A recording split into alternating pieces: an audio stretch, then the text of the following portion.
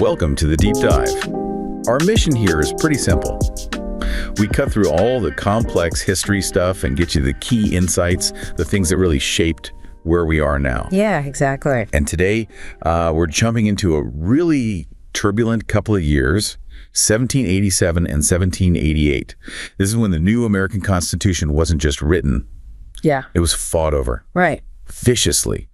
And honestly, it almost didn't make it. It's easy to forget that, isn't it? We look at the Constitution now like it was inevitable, this, perfect document. Sacred. But when you dig into the sources, especially Pauline Mayer's incredible research in ratification, you see a totally different picture. It was messy, it was dramatic. Ratification was, it was basically a street fight in some places, went right down to the wire. That's the core idea we're pulling out today, isn't it? That the Constitution's real authority, its legitimacy, it didn't just come from the framers in Philly. No, not at all. It came from ordinary people. People in towns arguing, debating, voting in these state conventions. It was this huge national political showdown. Mayer says it was basically the beginning of American national politics. Yeah. And it cemented this idea of popular sovereignty. And you really need to grasp the intensity. I mean, this wasn't some quiet chat among gentlemen. Oh. It was a national obsession. We have accounts from Massachusetts saying newspapers absolutely packed with articles for and against the Constitution were being read more than the Bible at this time. Wow, more than the Bible. Yeah, imagine a political debate consuming everything like that. That level of feverish engagement. That's the world we're diving into. #tag I agree. The crisis that forced the issue, pre-ratification context. Okay, so let's start with why they even needed a new constitution. Yeah. The Articles of Confederation, the AOC. Yeah. What went so wrong? Why scrap the whole system just, 10 years after independence? Well, fundamentally, it was about capacity, or lack thereof. George Washington called the government under the Articles a continental belt that was just too loosely buckled. Too loose. It wasn't really a unified nation. It was more like a league of states. And the biggest problem, the one everyone kept citing, was money. Or rather, no money. The Congress, under the AOC, couldn't tax people directly, right? They had to ask the states for money. Exactly. They issued these things called requisitions, basically IOUs to the states and the states.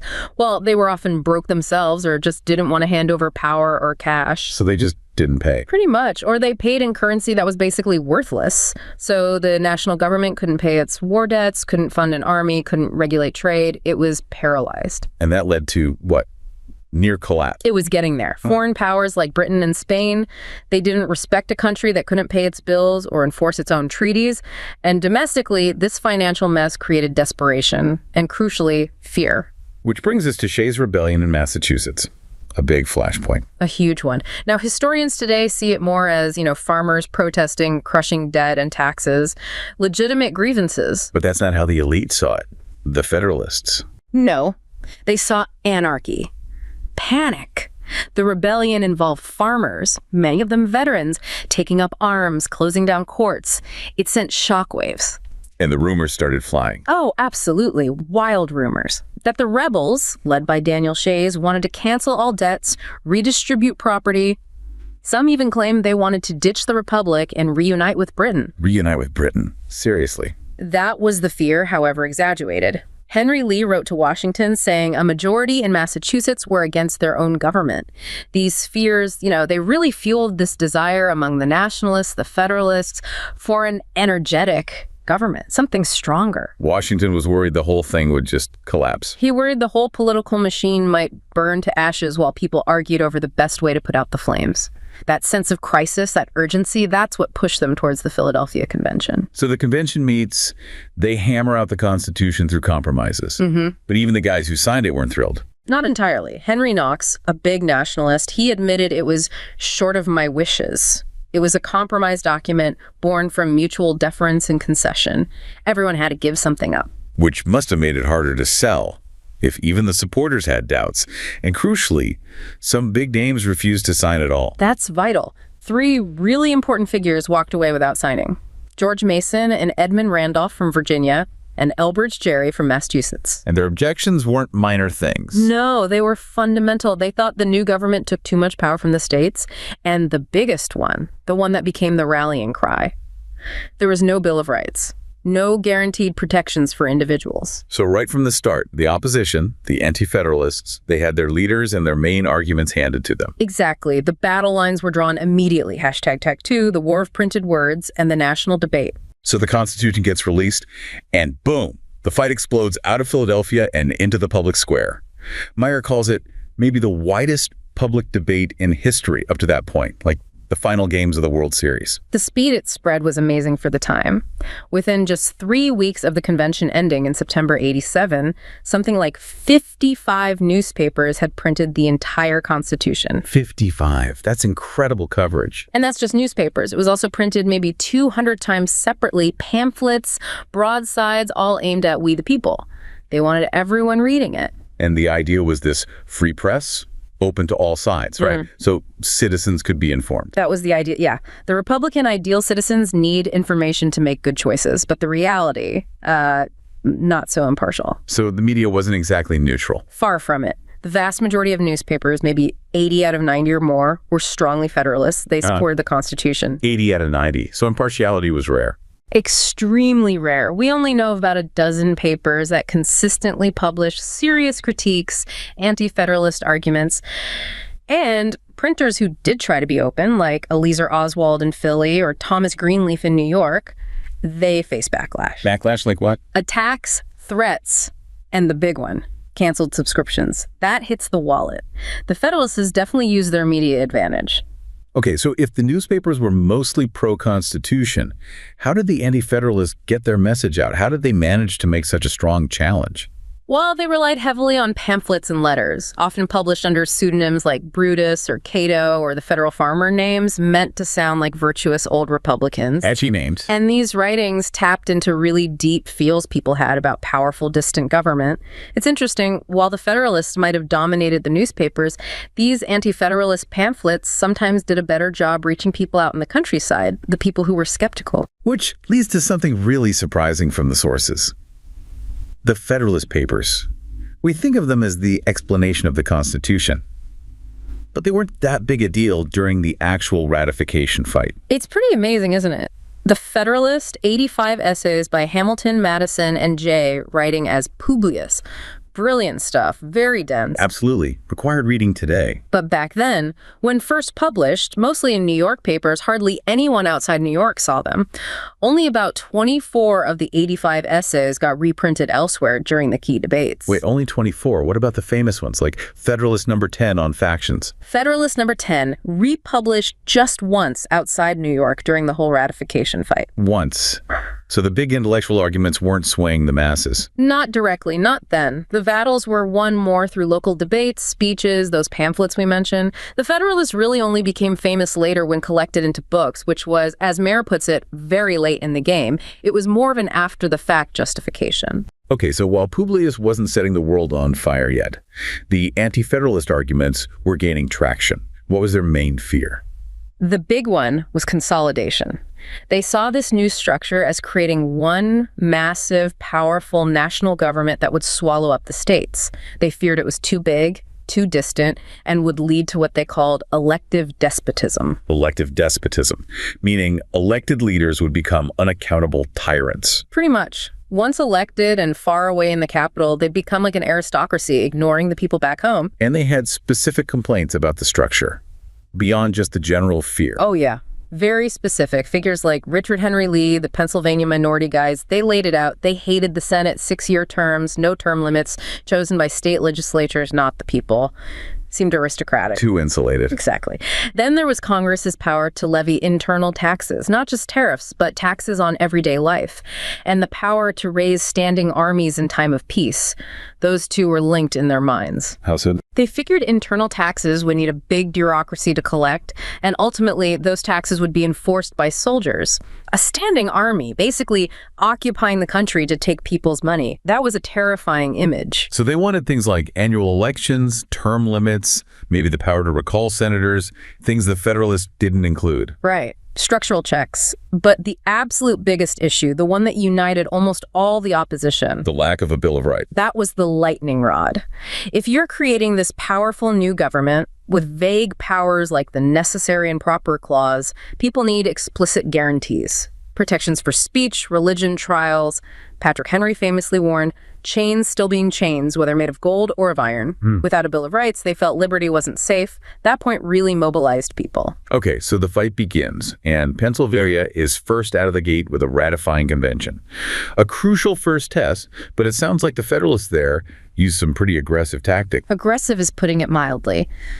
The Federalists in Pennsylvania, figures like James Wilson, they knew momentum was everything. They wanted to ratify fast, like right away, just a week after the Philadelphia Convention ended. A week? That's rushing it. Absolutely. The goal was to get that first win on the board, make it look inevitable, and pressure other states. Speed over deliberation. And this rush led to some pretty dramatic scenes in the state assembly just to call the convention. Oh, yeah. It's one of the most infamous moments. The Anti-Federalist minority in the assembly saw they couldn't win the vote to call the convention.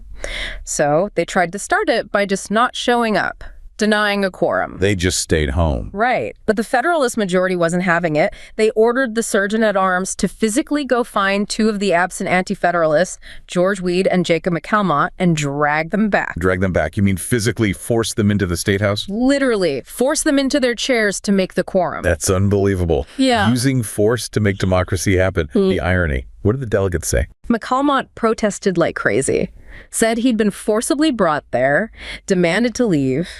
He even offered to pay the fine for being absent. And they wouldn't let him? Nope. The Federalist majority kept him there until the vote was taken. They got their convention authorized, but it looked terrible. Really undermined the idea of fair process. So the Federalists won that round with brute force, but the Anti-Federalists didn't just give up. No way. The minority, having lost in the assembly, regrouped and wrote this incredibly important document, their dissent.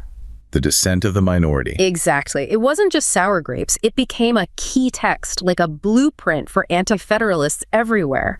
Massachusetts, Virginia, New York, they all used its arguments. What were the main points in that dissent? Well, first, they argued the Philadelphia Convention went way beyond its instructions. It was only supposed to amend the Articles, not create a whole new government. Exceeded their mandate. Right. They also warned the new government would be way too expensive, all these new federal courts and officials. And they hammered that fear of centralized power, warning that those internal taxes would need a few faithful soldiers to enforce them. Painting a picture of military coercion. Precisely. Designed to scare people. And it worked that dissent was widely read and really resonated. Okay, so if Pennsylvania was all about speed and, frankly, bullying, Massachusetts sounds like it was different. More deliberative. Yeah, very different vibe. Resistance was strong in Massachusetts. The state legislature actually postponed the convention date, pushed it from December to early January. Why? Explicitly so people could read and discuss the Constitution carefully. The message was clear. Unlike Pennsylvania, they weren't going to be rushed. And this allowed for more local input. Definitely. Massachusetts had this strong tradition of town meetings, and they got really involved. Towns debated the Constitution clause by clause and often gave their delegates specific instructions on how to vote. So it wasn't just the elites arguing. No, this was grassroots democracy in action. You had towns like Simsbury instructing delegates to vote no because they feared it would create an aristocracy leading to tyranny. Were these town objections specific? Or just general fears? Oh, incredibly specific sometimes.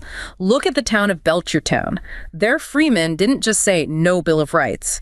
They pointed to Article 1, Sections 2, 3, 4, and 8, the parts about the House, the Senate, elections, Congress's powers, and said these specific clauses were dangerous. Wow, they really read it closely. They did.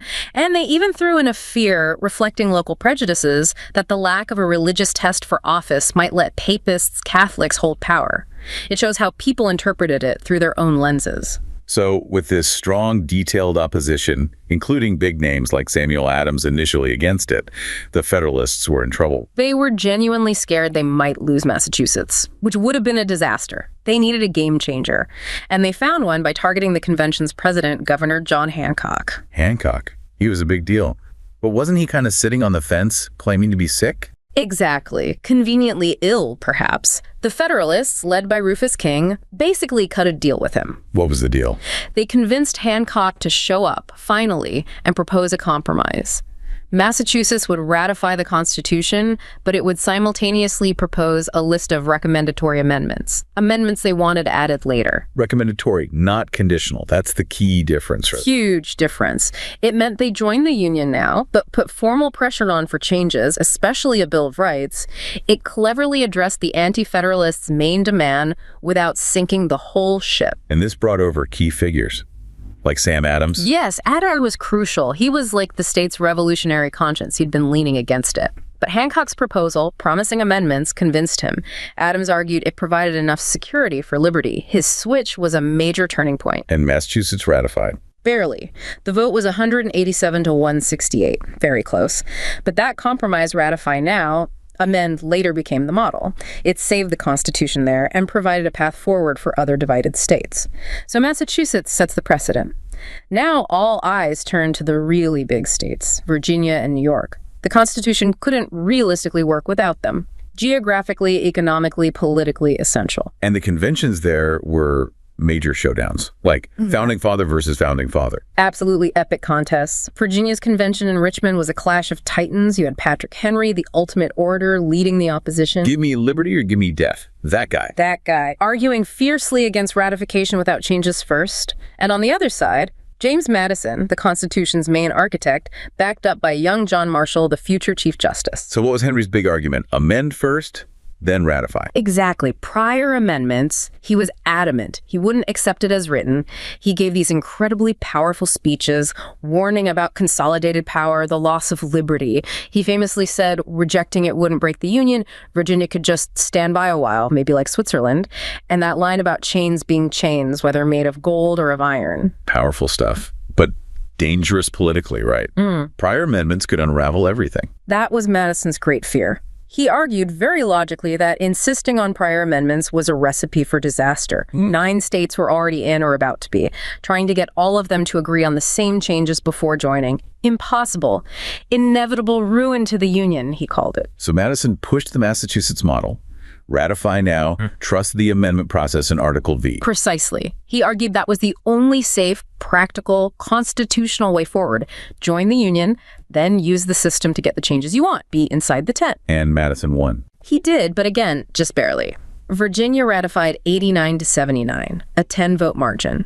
And crucially, they followed Massachusetts, recommending a long list of amendments, including a Bill of Rights. Okay, so Virginia's in. Huge relief for the Federalists, but New York is still out there. And it's geographically vital. Absolutely critical. And the situation in Poughkeepsie, where the New York Convention met, looked really bad for the Constitution initially. The Anti-Federalists had a solid majority, led by Governor George Clinton. And they had a different strategy. Not prior amendments, but something else. They were pushing for conditional ratification. Guys like Melancton Smith, Robert Yates, they wanted to ratify, but only on the express condition that certain rights would absolutely not be violated. Conditional ratification. How is that different from just recommending amendments? It's a massive legal difference. Conditional ratification meant New York was saying, okay, we're in if you make these specific changes. If not, we're automatically out. So it was like holding a gun to the Union's head. Pretty much. Hamilton and Jay argued it wasn't really ratification at all. It was a rejection dressed up to look like acceptance. If Congress didn't agree to their conditions, New York wouldn't be bound. And the Anti-Federalists stuck to this hard line. Even when news came that New Hampshire had ratified, making 9 states and officially putting the Constitution into effect. Yeah, they kind of shrugged off the New Hampshire news. Didn't seem to faze them. But then came the real bombshell. What was that? News from Virginia. An express rider arrived, exhausted carrying the news.